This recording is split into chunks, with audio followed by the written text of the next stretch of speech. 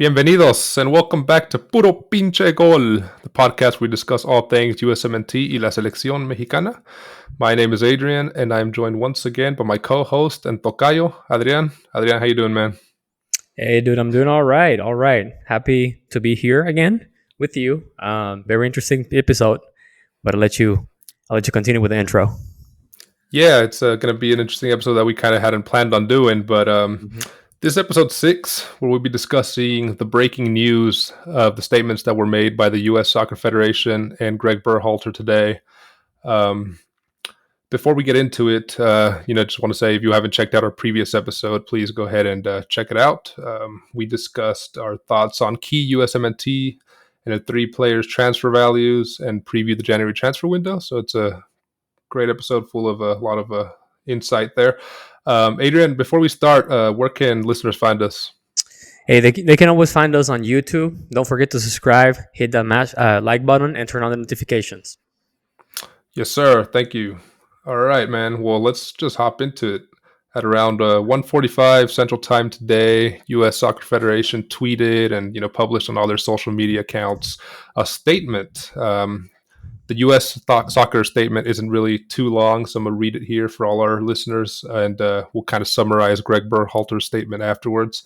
But the U.S. Soccer statement kind of basically said, upon learning of the allegation against U.S. men's national team head coach Gregg Berhalter on December 11th, 2022, U.S. Soccer immediately hired Alston and Bird LLP, a international law firm, to conduct an independent investigation into the matter. The investigation is being led by Jenny Kramer, BJ Pack, and Chris Marcotte of Alston and Bird LLP and remains ongoing.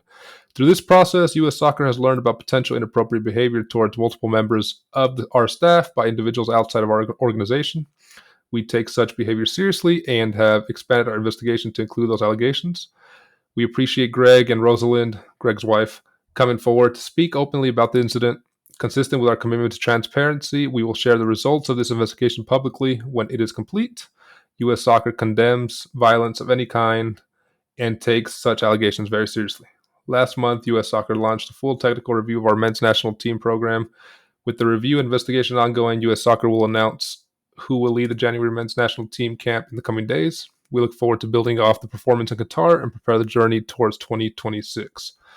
So when this first came out, I was kind of wondering, what was going on, because there wasn't really any background on it, And we saw a post, and between you and I, we kind of thought before reading it, was it hey, they extended his contract, or hey, they let him go? Yeah. Mm-hmm. We really didn't have any idea what this thing was about, and it was kind of summarized by, they said a lot without really saying anything. Right? Yeah. Mm-hmm. When you sent me the message, I was like, all right, this tells me nothing. The first thing that came to my mind was Greg charging players to play? I don't know. Right. I mean, something like that came to my mind. I was not expecting the following events or the following statements that came after this one. Yeah, so now let's kind of dig into Greg's here. Greg's statement was a lot longer. He starts off by addressing the World Cup, addressing his fans, the staff, the team. Thanks everybody for their, the support. Says that it was a successful World Cup that he hopes to build on, and he'll talk to the U.S. Soccer Federation to kind of see what the next step is for him. But he thanked everyone and started off positive. Towards the middle, the next couple paragraphs, he says, and I quote, "During the World Cup, an individual contacted U.S. Soccer saying that they had information about me that would take me down, an apparent effort to leverage something very personal from long ago to bring about the end of my relationship with U.S. Soccer. This is a difficult step to take, but my wife, Rosalind, and I want to clearly and directly share the truth. This is a story that belongs to us, but hopefully there are lessons from our relationship that can be valuable to others."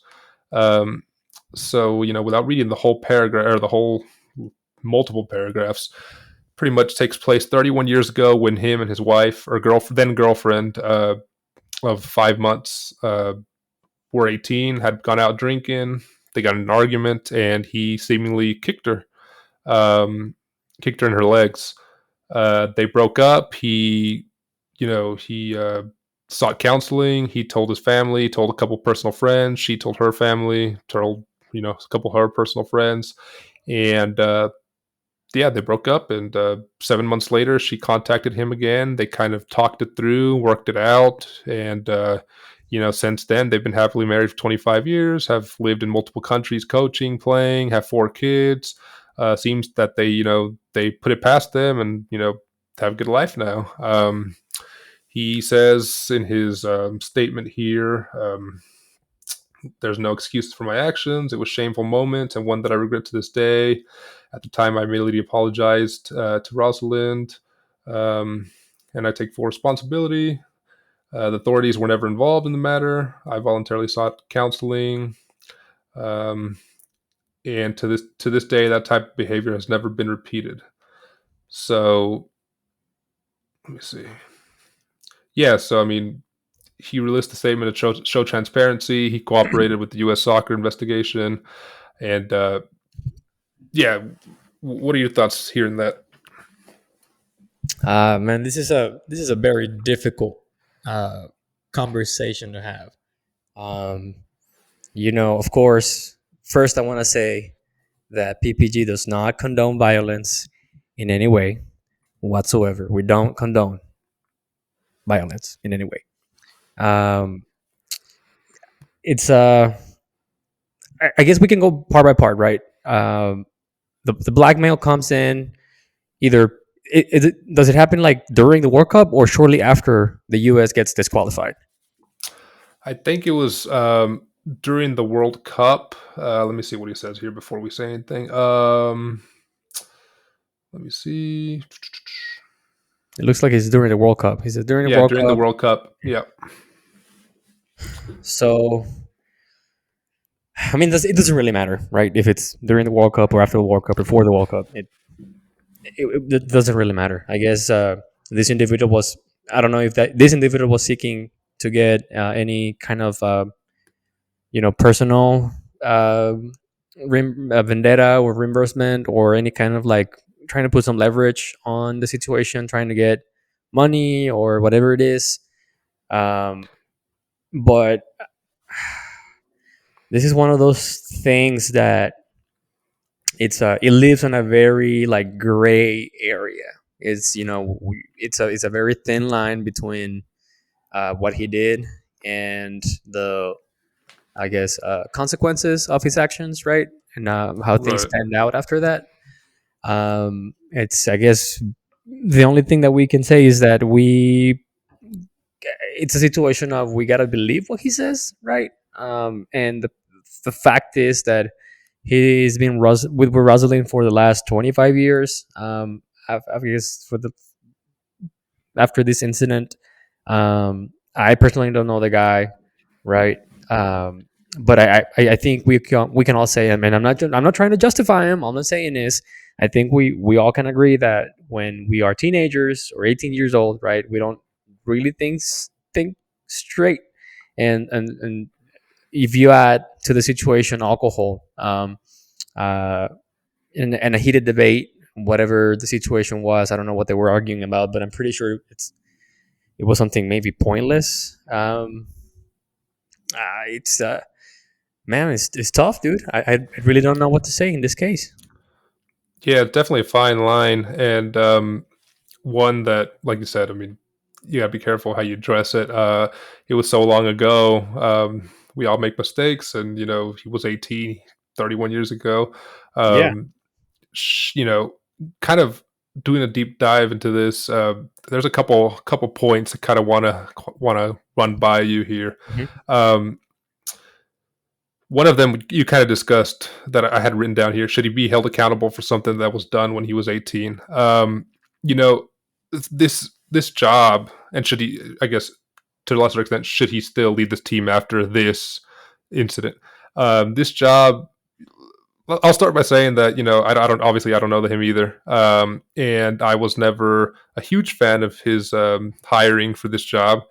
Um, has he done a good job as coach? Yeah, I think he has. I think he's the coach with the best win percentage for the U.S. Soccer, uh, in the amount of games he's had.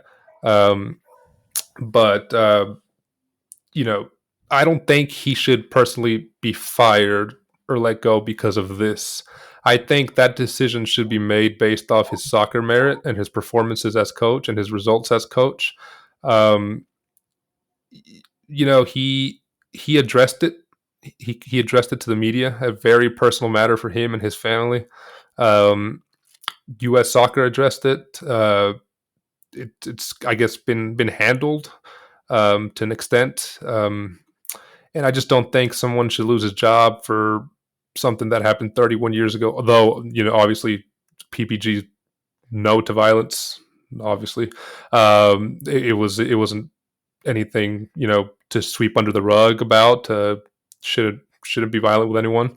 But again, like you said, alcohol was involved, and you were 18, and you at that age, there's a lot of stupid stuff that people do that they later regret in life.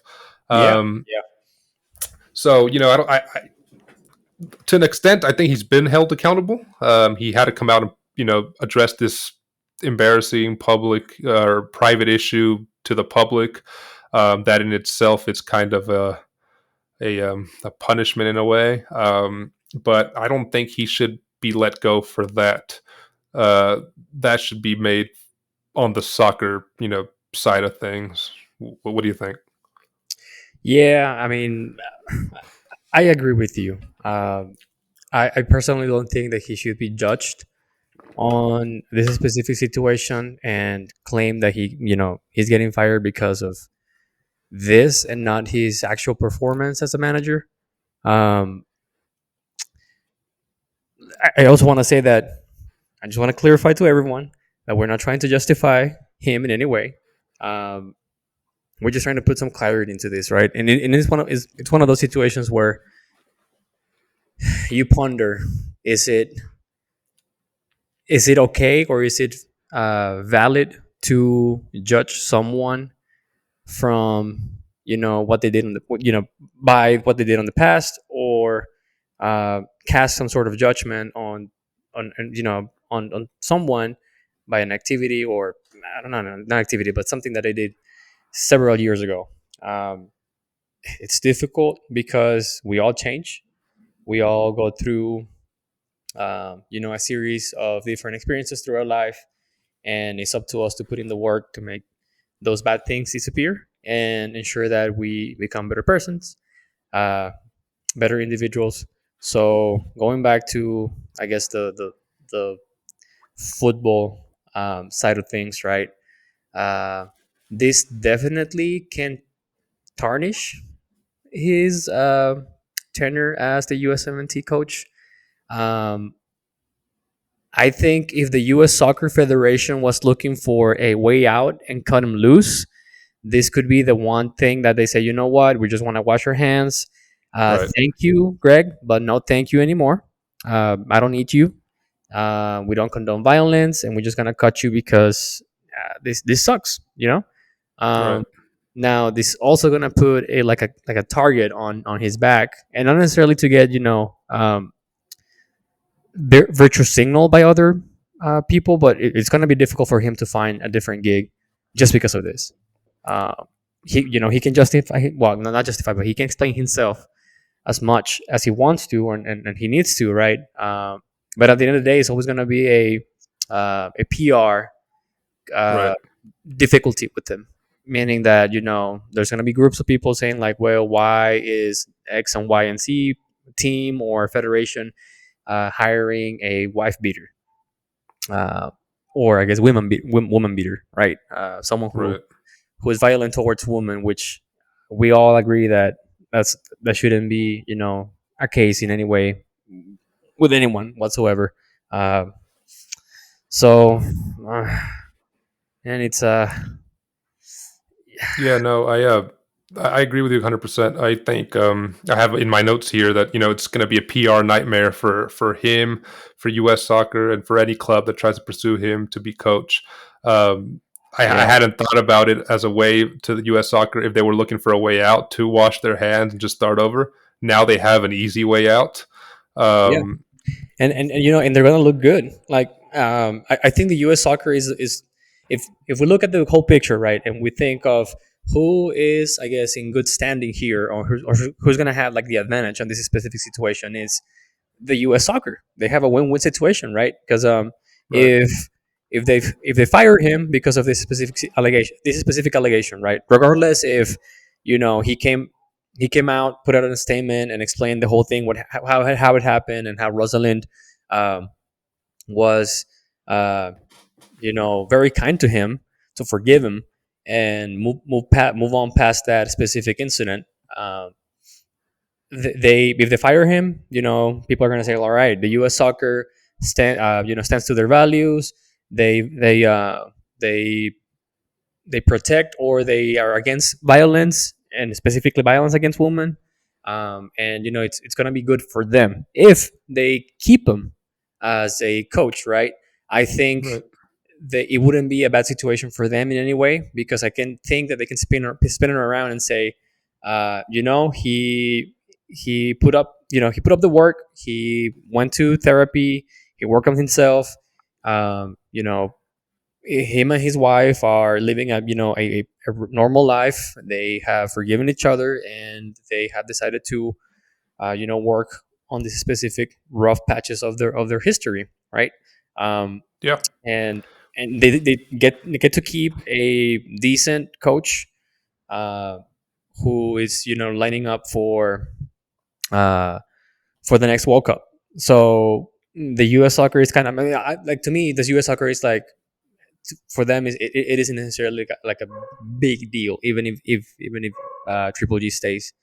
I think the one who is gonna Yeah. get hurt the most is it's Triple G, in a lot of ways.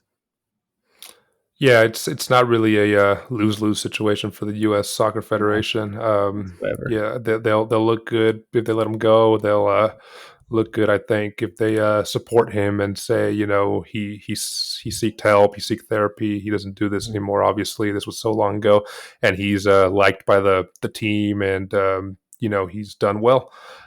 Speaking of the team, uh, this is obviously a very polarizing issue that has Mhm. many sides. Do you think if he stays, this will affect the chemistry or the morale of the team? Will it split the locker room? I mean, look, I don't know if it's gonna split the locker room like it is. Um, but I do think that some of the players might lose faith on him. They might feel uncomfortable. Uh, Again, it's I don't really know Triple G as a person, and I'm pretty sure that the players know him better than I do. Um, I just have the feeling that some of them will see through this and are going to be able to make a judgment based on the facts, whatever those are. But I also think that for those who have like some sort of um, like a like a difference with him, like they don't see eye to eye with him, right? Like maybe the Gio Reynas or those players who didn't see that much game time during the World Cup might you know f- use it as a um, I guess like a basis for some sort of like revolution within the team to say, like, look, I don't believe in this guy. This guy is a violent dude, and that could be plenty for them to just turn the tides towards them. Yeah, I mean, if they didn't like him before, they're not going to Right. like him still, and this is not going Yeah. to change their mind. They're going to Yeah. dislike him even more, and Exactly. there may have been So, some. I mean, Yeah, there may have I'm been not. some. Go, Sorry, go go ahead. ahead. Sorry. Okay. There may have been some that were, on the fence about him before that Yeah. now turn to the dislike camp. Exactly. And I don't really know what's the percentage of those players, right? I don't know if like 70% of the team really likes Triple G and really knows Triple G to make an assessment based on what he's saying and understand the situation. I don't really know if the players were aware of this during the World Cup, right? Um, because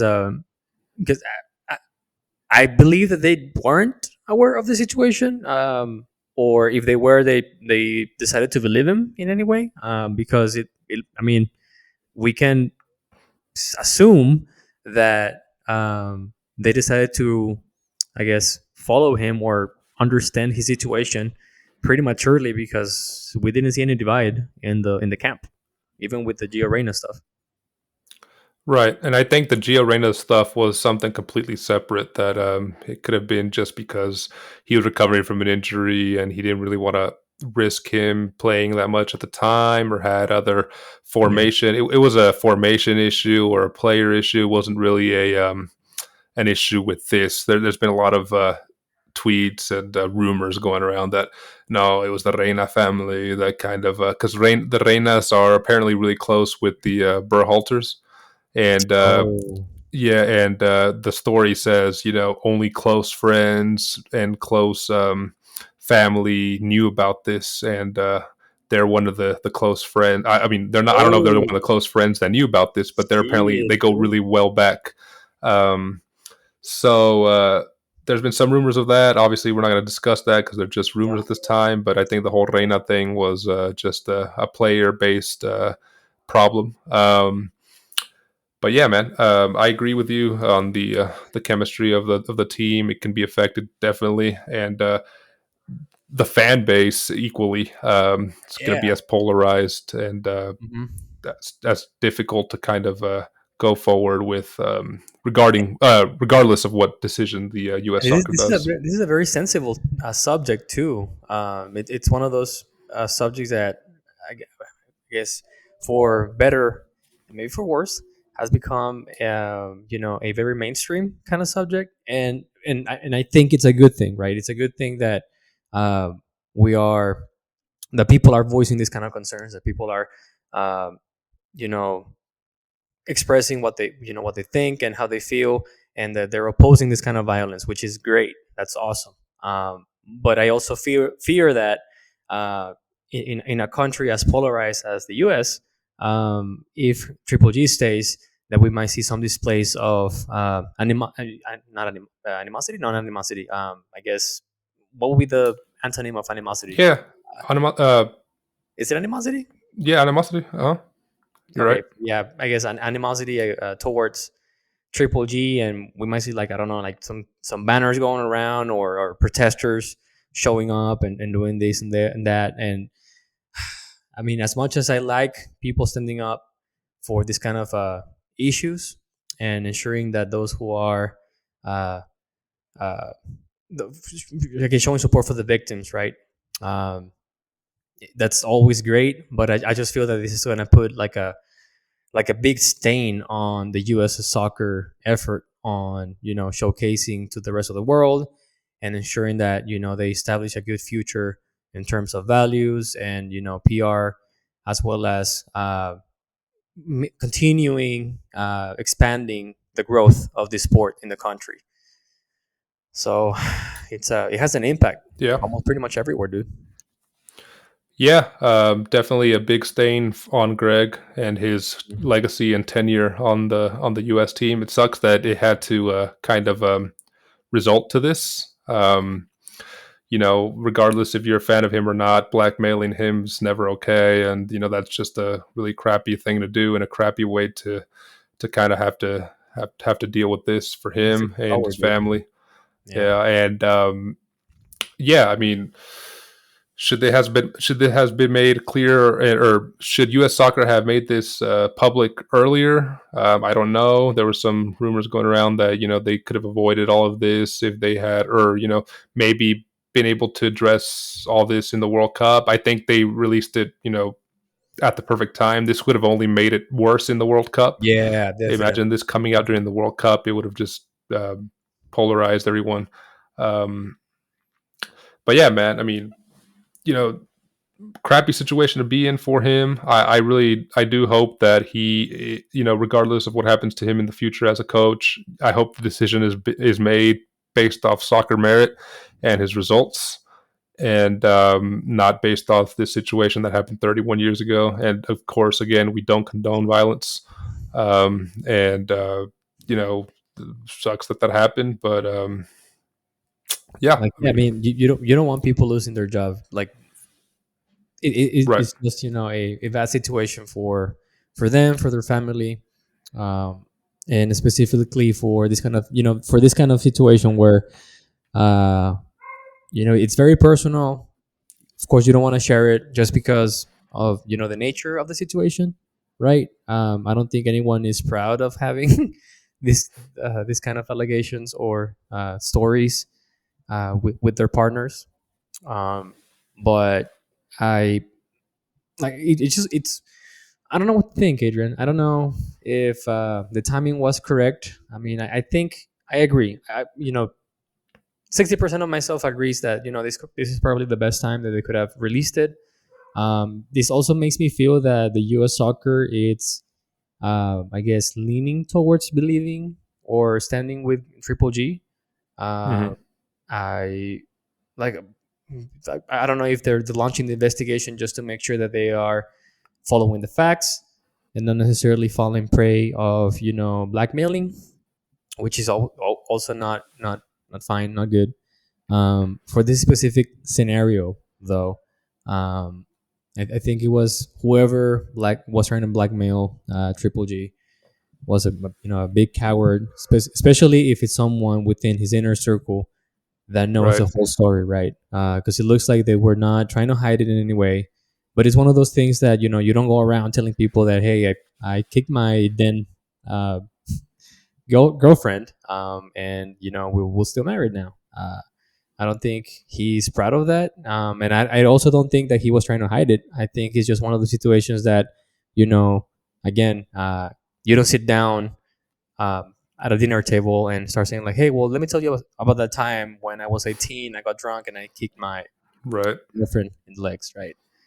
It's Yeah. one of those things that you do have a tend and long conversation where you show, but like you become vulnerable, vulnerable, yeah, vulnerable Yep. um, towards whoever is the audience or the listener, and it's I'm pretty sure it's painful for them to go through this again. Oh, and it's. I mean, I'm glad to be here with you talking about having the pod, but it's also a kind of a shame that we have to discuss these kind of topics and not necessarily looking at the sports side of things, right? Yeah, this was not an episode we had planned, and it's kind of one of our first downer episodes. Our first downer episode. We like to be pretty positive here and talk all things sports, but sometimes this happens in sports, and yeah, I mean, as we wrap up here, the last bit of the statement by U.S. Soccer is in U.S. Soccer will announce who will lead the January transfer or the January men's national team camp in the next coming days. So it'll be interesting to see who they choose and what they decide. And obviously, stick with us here on PPG Puro Pinche Gol. We'll have all the latest news on that once Yeah. it drops. So yeah, Adrian, Adrian, appreciate you being on here with me, man. Anytime, dude. Before we go, make sure y'all check out our regular scheduled episode that releases Thursday. All our episodes release every Thursday. Episode 7, our regular programming, will be Liga MX Clausura 2023 preview, and we'll also be previewing the USMNT and El Tri Legion that's out there in Europe for the second half of the season. Adrian, you want to close us out? Where can listeners find us, man? Sure. You can find us on Twitter, Instagram, and YouTube at Puro Pinche Gol. Just like I pronounce it, Puro Pinche Gol. Again, don't forget to subscribe to our YouTube channel. Follow us on Twitter. Follow us on Instagram. We constantly post stuff out there, whether if it's funny or informative. You decide. But we do our best to keep you guys informed. So we would really appreciate if you help us out over there. Yeah, appreciate it. Thank you, Adrian, for being here with us again, See man. you, man. And yeah, look forward to talking to you for the next episode. Take care. Oos.